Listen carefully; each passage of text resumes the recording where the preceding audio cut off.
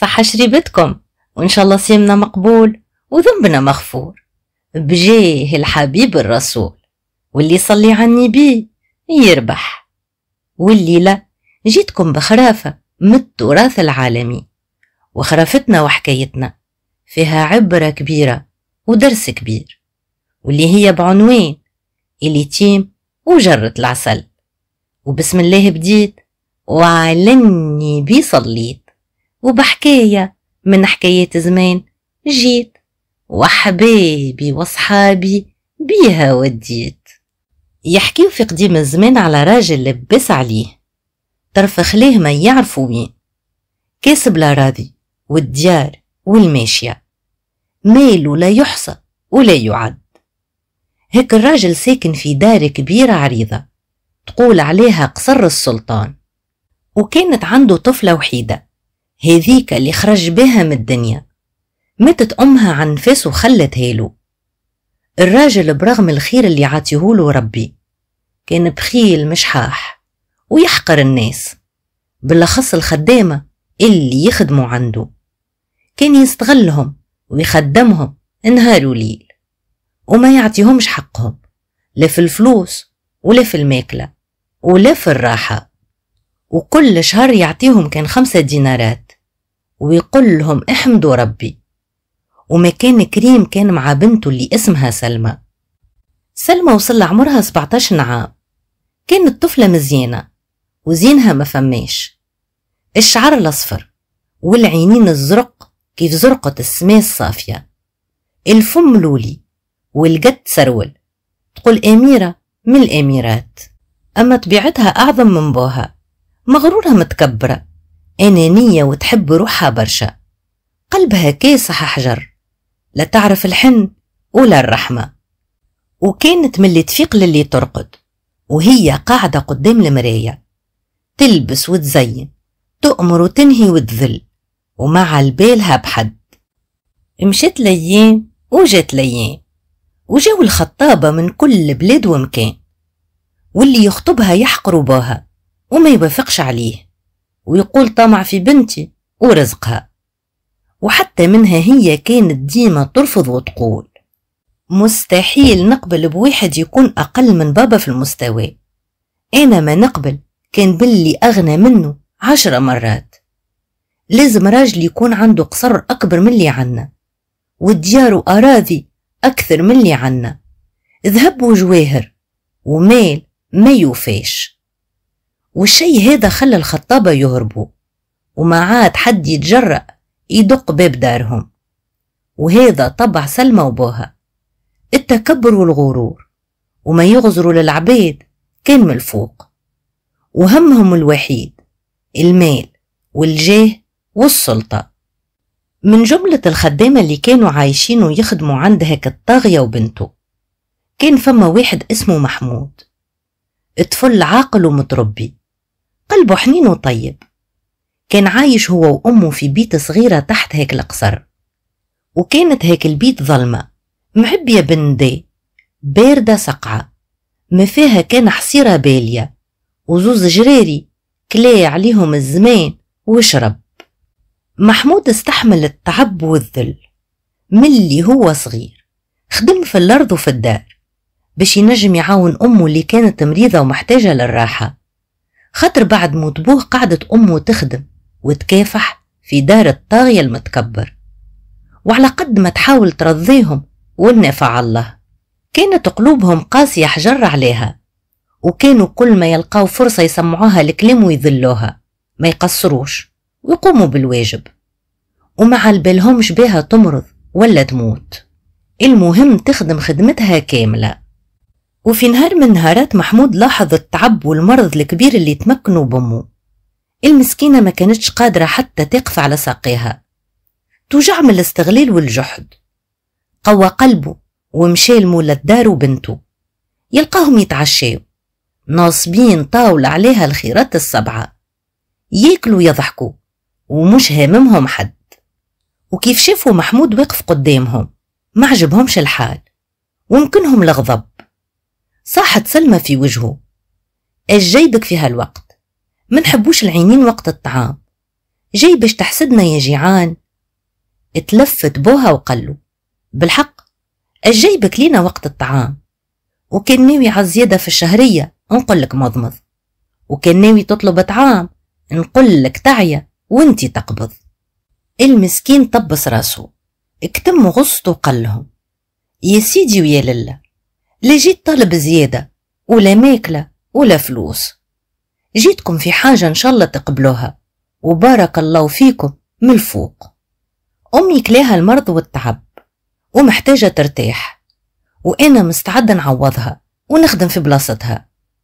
سلمى وبوها غزروا لبعضهم مستغربين، اتبسموا تبسيمة غل وشماتة، ضحكوا بالدموع اللي نشبعوا، ومنها سألوا الطاغية علاش انتي تعرف تسيق وتمسح وتغسل الحوايج والطيب ماكلة بنينة؟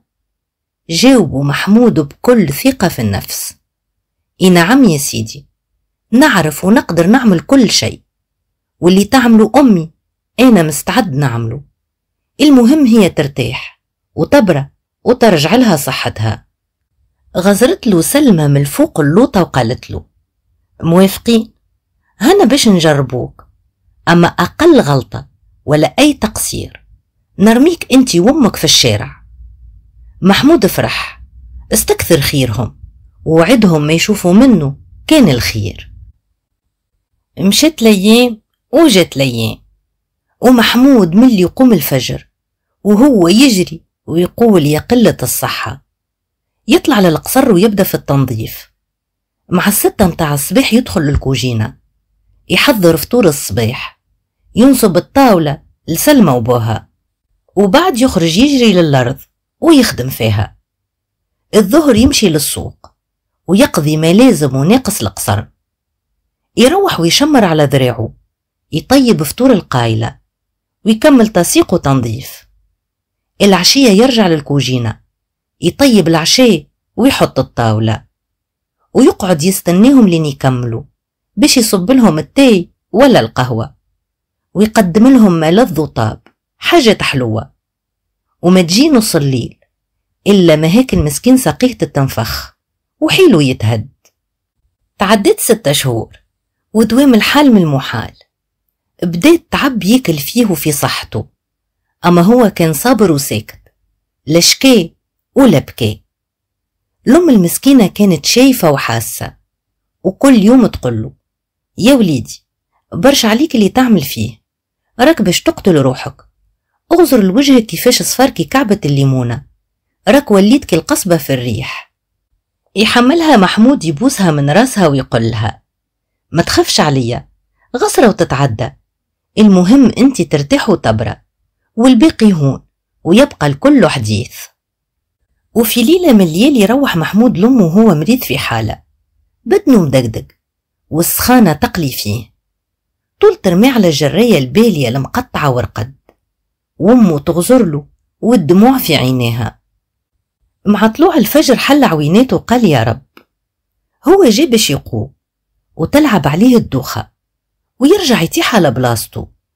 أمه فاقت بيه وقتله راك مريض وسخانتك قوية، اقعد ارتاح اليوم عيش ولدي. اتبسم وقالها لازمني نقوم يا أمي. وكان يفيقوا ما يلقوش فطور الصباح، يشومولنا النهار ومش بعيد يطردونا واحنا معنا وين نمشيو. وعلى قد ما حاول يقوم والنافع الله كان كل ما يهز راسه تلعب عليه الدوخة. لين طلع الصباح وفاقت سلمى وبوها وما لقاوش فطور الصباح، ومحمود ريحته ما فماش. ركبهم الغضب، هزوا رواحهم ومشاولوا وهما يتوعدوا فيه وفي أمه. دزوا عليهم باب البيت وبداو يعاركوا ويسبوا. غزرت له سلمى وبنبرة حادة قالت له الله الله، ورقت زادة، لا خدمت خدمة الدار ولا حضرت فطور الصباح، وظهر عليك حتى الأرض ماكش خادم فيها اليوم، قلي نخدموا في بلاصتك ولا كيفاش؟ كمل عليه الطاغية وقال اشنية فايدتك قعد لي لهنا، يا تقوم تخدمنا يحنك الباب انتي وامك. محمود حزت في قلبه وما حبش يكبرها، خاف على امه، هز راسه وقال لهم يا سيدي ويا لله، الله غالب، راني صبحت مريض والسخانة تقلي فيا وما نجمتش نقوم. سامحوني وخليوني نرتاح اليوم برك، ونوعدكم غدوة نخدم خدمتي الكل وما نقصر في شيء. الطاغية وبنته ما عجبهمش الحال، غزروا لبعضهم وعينيهم تقدح بالشر. ضربت سلمى كف بكف وقتلوا. هذه هي صنعة اللي ما عنده صنعة، مشي في بالك باش تعديها علينا انتي وامك، وعملتوا من المرض سبب باش ما تخدموش خدمتكم. شوف، هذه آخر فرصة ليكم، من غدوة ترجع لخدمة الدار والأرض، وإلا قسما بالله أنا بيدي ما نرميكم في الشارع، لا رحمة ولا شفقة.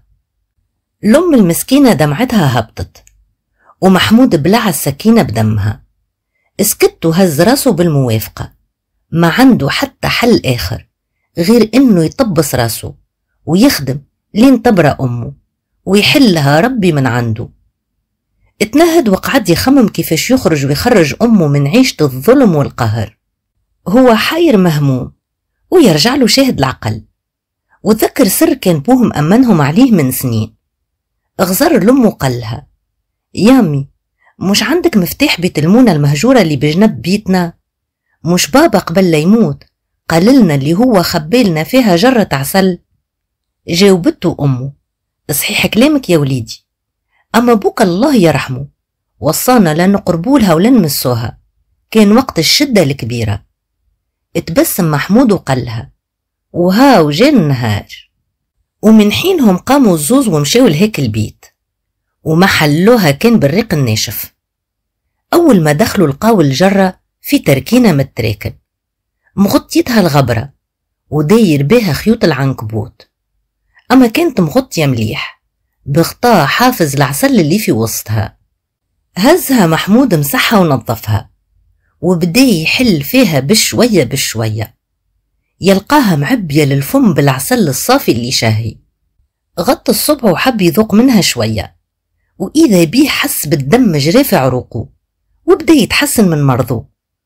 ومنها مد لمه ضاقت، اللي هي زادة حست بروحها بدت تتحسن، والمرض انقص عليها شوية.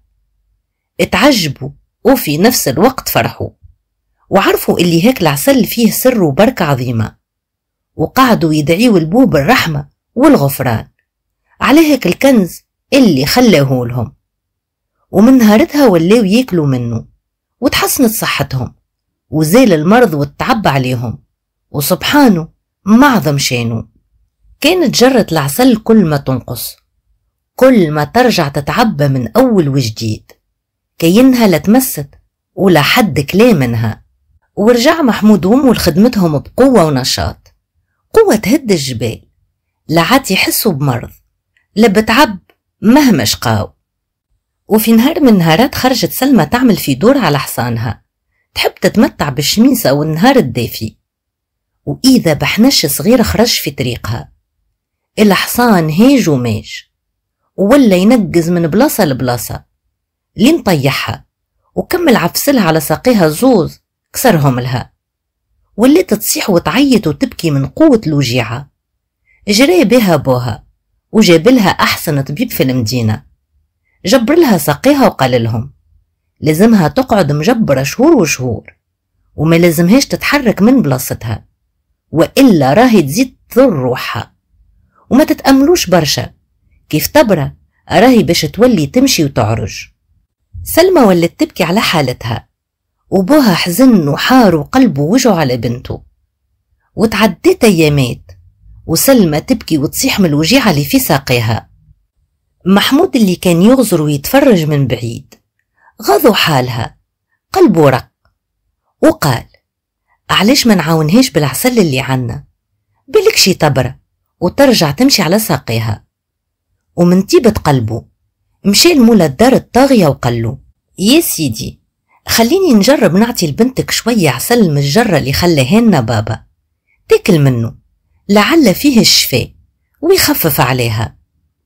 بو سلمى قعد يغزر له، من اللول معطاش فيه الثقة وقال له: بالله امشي من قدامي، ما داويهاش الطبيب، تحب انت تداويها بالعسل، امشي مانيش ناقصك.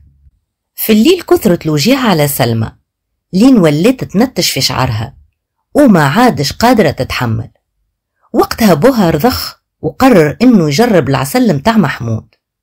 عيط له وطلب منه يعمل اللازم وقال له: كان برات بنتي وجي الشفاء على يديك، نعطيك هنشير كبير وفوقه مال كثير. محمود فرح بكلامه ومشى يجري عبى صحفة كبيرة عسل ورجع لهم. وقت اللي مدها لسلمى قعدت تغزر له وتغزر للعسل، ومنها سألته: يا أخي تحكي بالحق، العسل هذا باش يشفيني؟ اتبسم وجاوبها: سمي بسم الله وخلي ثقتك في ربي كبيرة وبإذن الله تشفى. سميت بسم الله وبدأت تاكل من هيك الصحفة، وكانت كل ما تاكل شوية كل ما تحس بالراحة وتحس بساقيها رجعت تتحرك من غير وجيعة، لين وليت تقول عليها لا تعفست ولا تكسرت. بوها يغزر ومش مصدق عينيه، فرح فرحة كبيرة وقال: هذه معجزة، العسل كينه فيه سحر الشفاء. ونساه فضل محمود عليه، ونساه وعده ليه، ونساه حتى يشكره، وبدا الشيطان يوسوس له وبين الشر والطمع في عينيه. حك لحيته وقال بينه وبين روحه: هالعسل كنز كبير وكبير برشا، وبما انه موجود في داري معناها ملكي وملكي وحدي.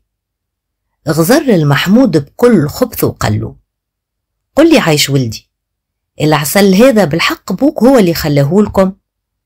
جاوبوا محمود بكل براءة: اي نعم يا سيدي، بابا الله يرحمه خلينا جرة معبية بالعسل ووصانا ما نحلوهاش، كان وقت الشدة الكبيرة. ضحك هيك الراجل ضحكة استهزاء وقال له: فاش تحكي عايش ولدي؟ قال له: بوك وقال له خليها لكم ووصاكم. العسل هذا في داري من غير ما تكسر لي راسي برشا وتدخل معايا في نقاش. مادام الجرة في داري معناها ملكي وحقي، وانتوما ما عندكمش الحق فيها. محمود عينيه تحلوا وبدنه رعش من هالكلام.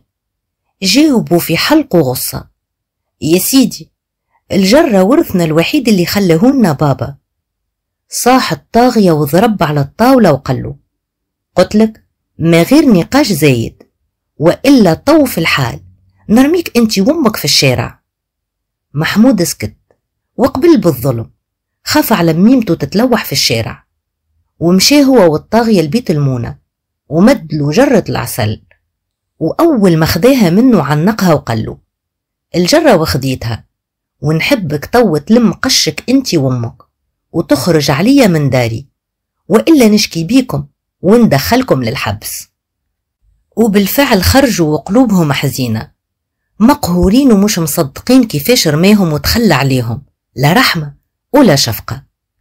وطول ما هم ماشيين هايمين ومحمود يقول: ربي كبير ويجيك نهار يا ظالم، إن الله يمهل ولا يهمل، وحقنا عند اللي ما يضيع عنده حق. بوسلمى بعد ما طردهم وتهنى وارتاح، قعد يخمم ويعاود كيفاش يستغل هيك العسل السحري، لين جاته فكرة من أفكار إبليس والعياذ بالله، وقال: من اليوم باش نولي نبيع في عسل الشفاء، واللي يجي يحب يداوي ويبرى لازم يدفع لي برشا فلوس، وهكا نكسب أكثر وأكثر، ورزقي يزيد وما يوفاش، ونعوم في الفلوس والذهب. وبالفعل بعث بريح يبرح ويقول: السيد فلان عنده عسل سحري يشفي كل مريض مهما كانت علته، واللي يحب يبرى يقصده، أما حطوا في بالكم سوموا غالي، واللي طالب الشفاء يدفع اللي وراه واللي قدامه. ونجحت خطة الطاغية، وجاو الناس اللي ملقاوش حتى دواء يشفيهم، ووقفوا صفوف صفوف، وقف بيناتهم وقال لهم: اللي طالب الشفاء ويحب على الدواء الجرعة ب1000 دينار، اللي عنده فلوس حاضرين مرحبا، واللي ما عندوش يكتب لي أرضه ولا داره، ومبروك عليكم الشفاء. الناس من الأول تعجبوا ما قبلوش، أما المرض يغلب مولاه، طبسوا روسهم وقبلوا. اللي اعطاه فلوس، واللي كتبله أرض ولا دارو، واللي لا عنده لا دار ولا أرض، ولا يخدم عنده من غير خلاص، وهو فرحان باش يطير بالفرحة. زاد كسب المال ولا راضي والديار، وخدم الناس تحته لا رحمة ولا شفقة. تعدت ليام تجرها ليام، والناس اللي داويهم رجعوا مرضوا أكثر من قبل، وشكوا في الحكاية، استغاظوا وهجموا عليه في داره، وبداوا يضربوا فيه ويقولوا له: يا سراق يا كذاب، اتحيلت علينا وخذيت لنا رزقنا، والعسل متاعك مغشوش، سحرتنا وسحرك بطل. ورقدوه بالفرش والمخدة، بدنه مدقدق من الضرب اللي كلاه، ونفسيته تعبت من الفضيحة اللي تفضحها مع أهل هيك البلاد. نخليه الطاغية الطماع مريض ونرجعوا لمحمود وأمه، اللي بعد ما طردهم قعدوا هايمين على وجه الأرض لين لقاو بلاصة في الغابة بناه فيها محمود كوخ من القصب باش يكن راسه هو وميمته، ولا يمشي كل يوم لثانية من السواني يخدم فيها باش يجيب قوتهم. محمود منساش قهرته وحمصته، وكان يومي يمشي ويقف قدام قصر الطاغية، يبدأ يغزر ودموعه هابطة نار، يهز عينيه للي خلقه ويقول: يا رب أنا ما نطلعها وانتي ما تضيعها. لين نهاره هو يدور في السوق، اسمع الناس تحكي على العسل اللي ما فيهش دواء، وعلى الرجل اللي تحيل عليهم، وعلى ربي كيفاش عاقبه وكشفه. اتبسم وقال: هذا آخر الطمع والطماعين.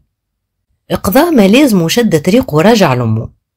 اتعدى من قدام القصر كيف عادته، وإذا به يشوف في جرة العسل اللي كانت عندهم ملوحة على الطريق بجنب سور القصر. مشلها يجري، يلقاها فارغة ومعبية بالغبرة. حزن، أما قلبه حن وتذكر اللي هي الحاجة الوحيدة الباقية من ريحة بوه، وقرر إنه يهزها معاه للكوخ.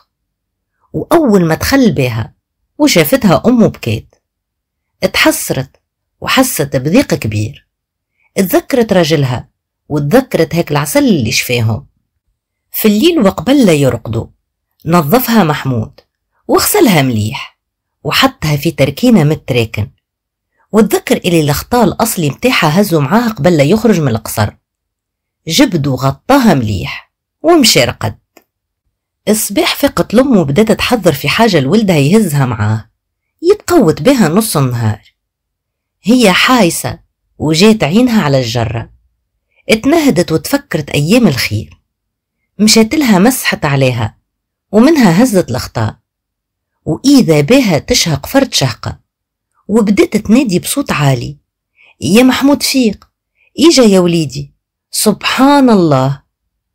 تنفض محمود ومشي يطل، وإذا بيه حل فمه، فرك عينيه ومش مصدق روحه، الجرة معبية للفم بالعسل. فرحوا وقالوا: الحق رجع لأصحابه، مكرمك يا رب.